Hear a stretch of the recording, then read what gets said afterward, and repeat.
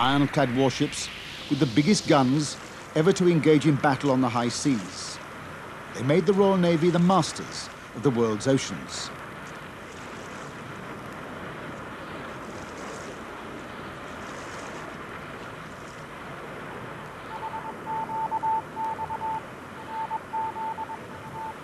At about the same time, Marconi had invented wireless telegraphy, or radio.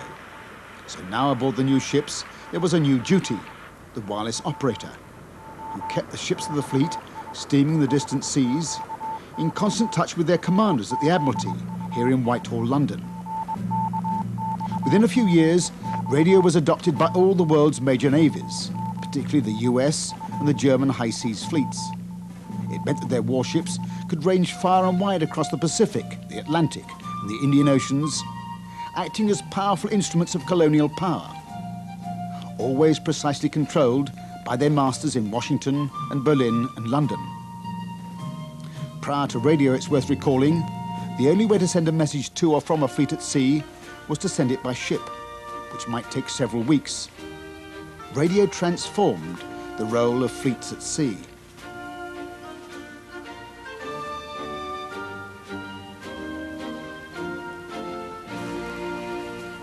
But there was a downside to the use of radio. It posed a grave threat to security. Anybody with a receiver, friend or foe, could pick up the secret signals and read their enemy's intentions.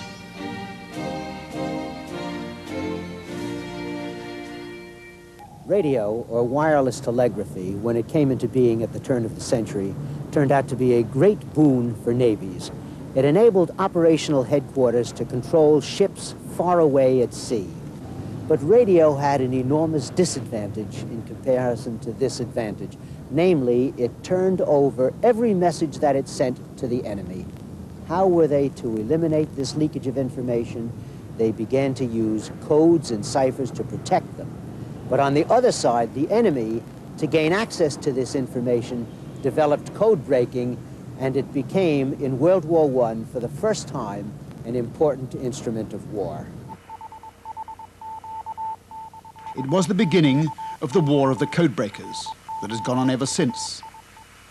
The German Navy signals were picked up in London in code as a meaningless jumble of letters and figures. It was a completely new problem for the Royal Navy. So they began to train a handful of men in this difficult trade. And then they had a huge stroke of luck. In the very early days of the war, the captain of a German warship made an elementary mistake, and it changed the course of the entire war.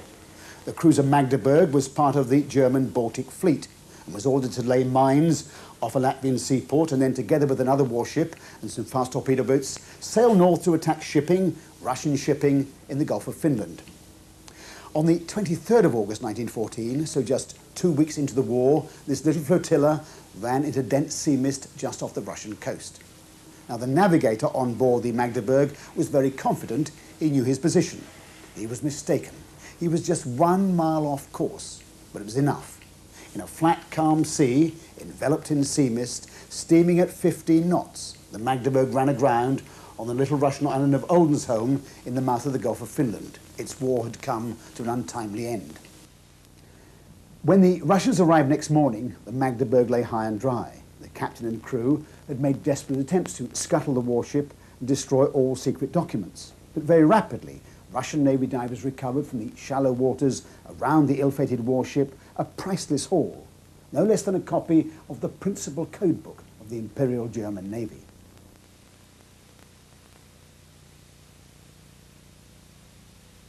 The Russians passed this precious codebook to Britain, and it ended up in room 40 of the old Admiralty building in London.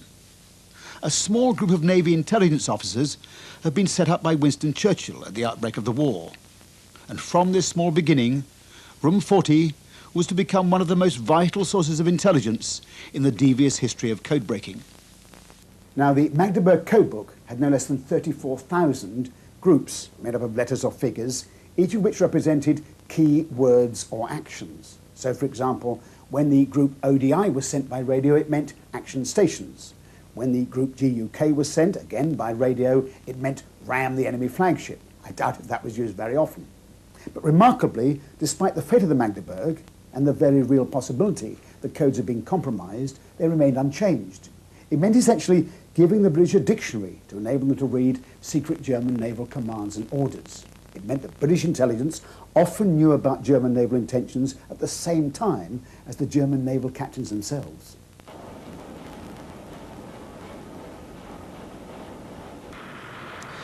That was the case in May of 1916. It was the moment of truth, a turning point in the war. The codebreakers learned that the massive German high seas fleet, commanded by Admiral Reinhard Scheer, leading over 100 warships, was setting out to smash the stranglehold of the Royal Navy's dreadnoughts in the North Sea. That was a formidable task. The Royal Navy was by far the largest and most powerful navy in the world. It had been created on what was called the two-power principle. It had to be greater than any two foreign navies combined. Moreover, it was at the cutting edge of technology. It had made the transition from slow lumbering battleships to the fast turbine-powered dreadnoughts. The mighty fleet lay secure in deep and heavily protected anchorages along Britain's northeastern coast, and there was no doubt about its toughness. Life for naval crews was harsh in the extreme, and discipline was severe. In that respect, little had changed since Nelson's day.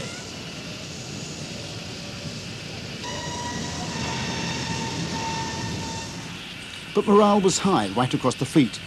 They were itching to get to grips with the enemy so close at hand, on the other side of the North Sea.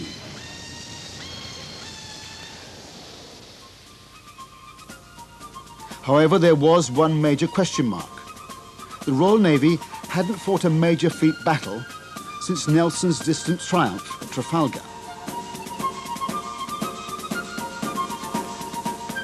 They could dance the hornpipe now, but might they dance a less jaunty step to the music of the German guns?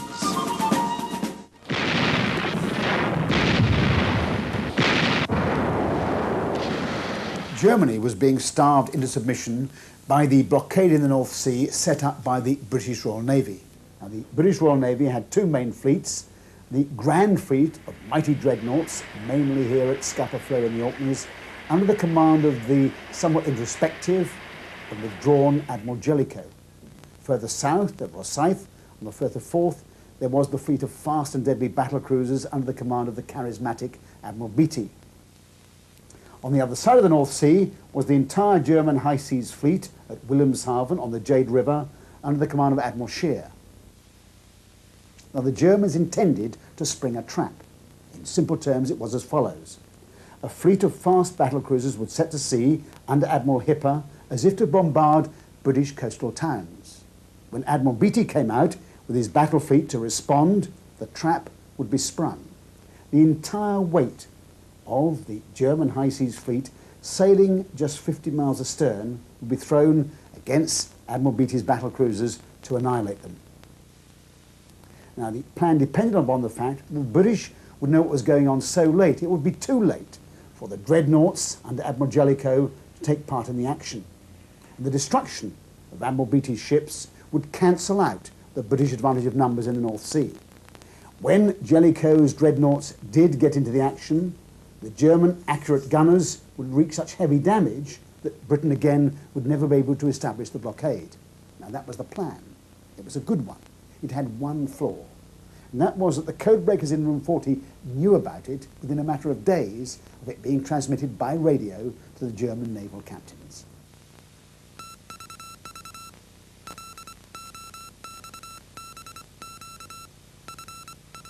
On the 29th of May 1916, Room 40 was able to advise the Chief of War Staff, Vice Admiral Sir Henry Oliver, that the German high seas fleet was about to put to sea. Admirals Jellicoe and Beatty were advised that the German fleet would put to sea on the 31st of May. The British now had a huge opportunity to destroy the German fleet once and for all because of the codebreakers' skill. It turned out to be an opportunity thrown away before even a shot was fired.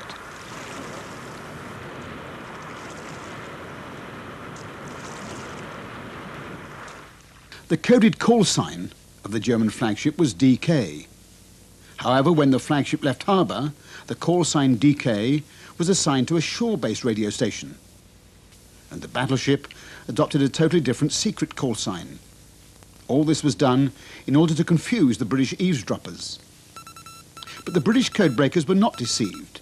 They knew all about this ruse and used radio direction finding to listen to the German ships and track their actual movements. So on the 31st of May 1916, they knew that the mighty German high seas fleet had put to sea on a mission of destruction. However, there was a problem of human relations. The senior naval officers at the British Admiralty had a very low regard indeed, to put it no stronger, for the junior naval officers and the civilians even who fought their war in Room 40 with bits of paper and codebooks. So when on that fateful day in May 1916 a senior naval commander came to Room 40 to ask the key question, what is the location of call sign DK, he was given the technically correct answer, DK is still on the Jade River. Relations between the naval officers and the codebreakers were so bad that no other questions were asked, no other information was volunteered, to the effect, of course, that the ships themselves were now on the high seas and racing towards the British shore. In that single moment, the massive codebreaking advantage was thrown away, and what followed was a chapter of disasters and missed opportunities. Believing that the Germans were still in harbour, Admiral Jellicoe steamed his Grand Fleet from the Firth of Forth and Scapa Flow at economical speed to conserve fuel, as he awaited news of the German fleet setting sail, before speeding to link up with Admiral Beatty's heavy cruisers, which had sailed from Rosyth. Meanwhile, Beatty was amazed to discover that afternoon that he'd steamed almost into the guns of the advanced guard of the German battleships. Beatty turned north to draw the German fleet onto Jellicoe's guns.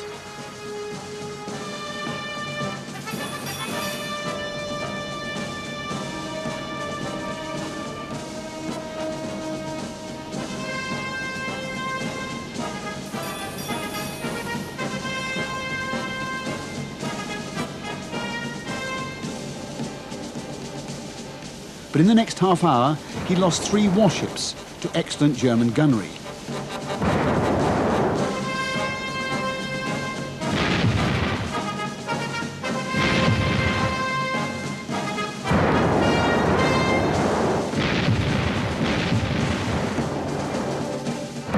The Indefatigable, the Queen Mary, and the Invincible, when the magazine was hit, which blew the ship to pieces. She sank with all hands. This was the cause of Admiral Beatty's celebrated remark to his flag lieutenant, "There's something wrong with our bloody ships, Chatfield." As night fell, the frustrated British commanders searched for the elusive German fleet without success.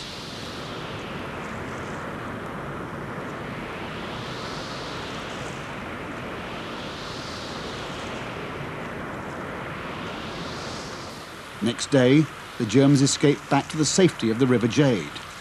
The Battle of Jutland, the first and the last engagement between these mighty dreadnought ships, was over. The Royal Navy lost 3 battle cruisers, 3 cruisers, 8 destroyers, and 6,274 officers and men. The German losses were lighter: 1 battleship, 1 cruiser, 4 light cruisers, 5 destroyers, and just 2,545 officers and men. It was a tactical defeat for the Royal Navy, but it was also a strategic victory. The High Seas Fleet never sailed from the River Jade again, except when it surrendered in 1918.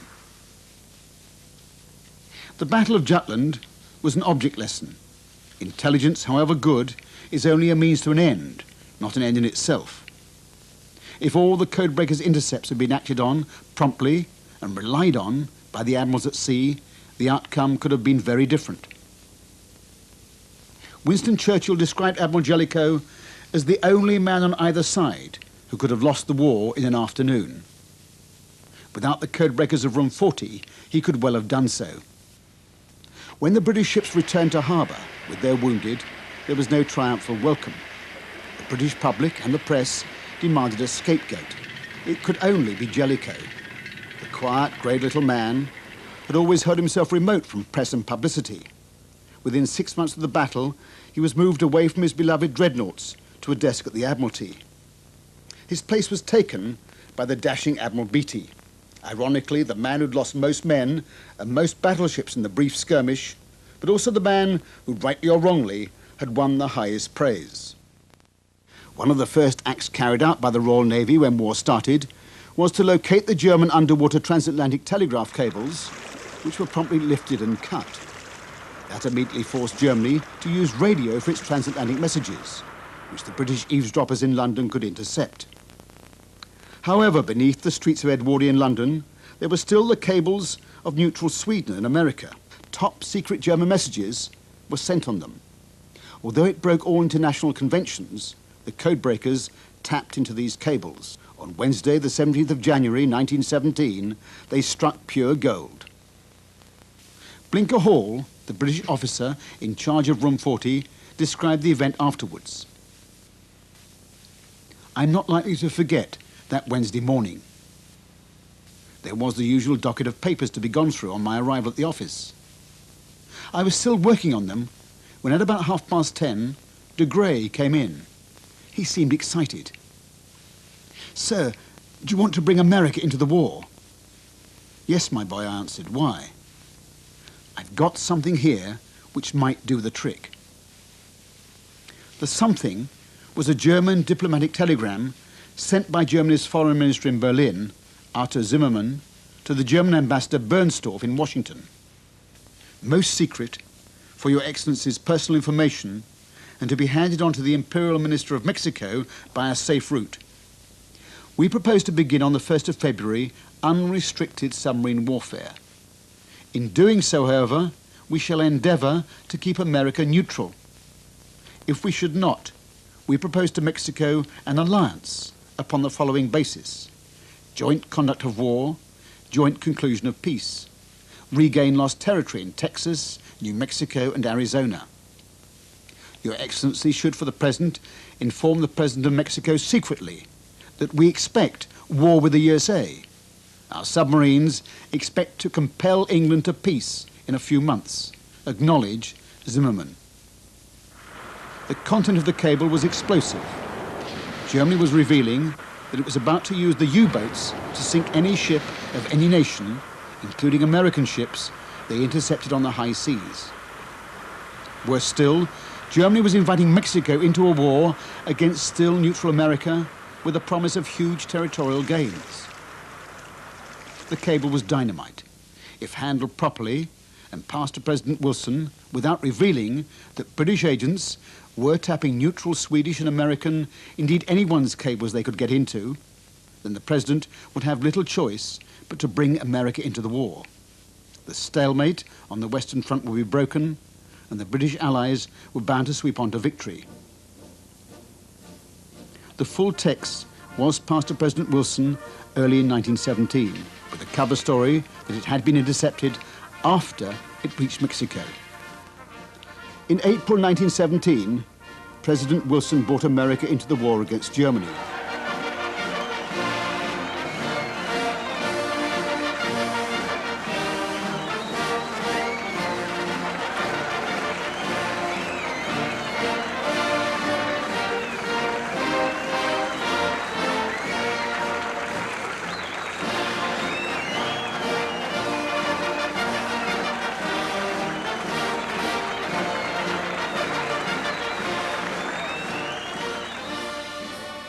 The result was decisive.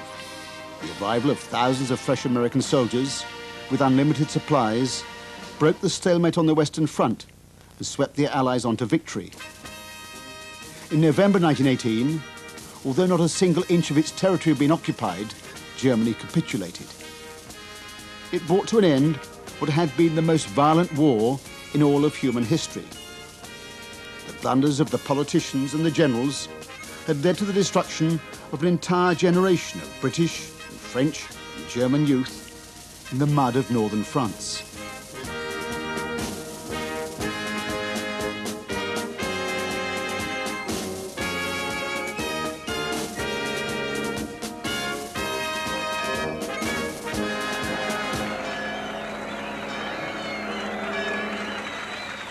The the whole Western world went wild, rejoicing at the end of the war to end all wars.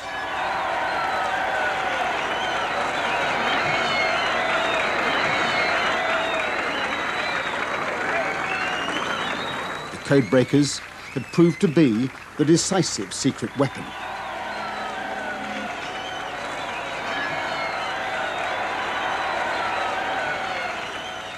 The Zimmerman telegram was the most important single code solution in history.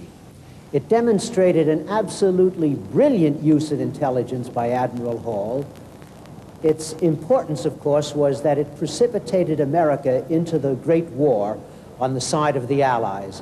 And for the first time, intelligence had had a significant effect on the course of world events.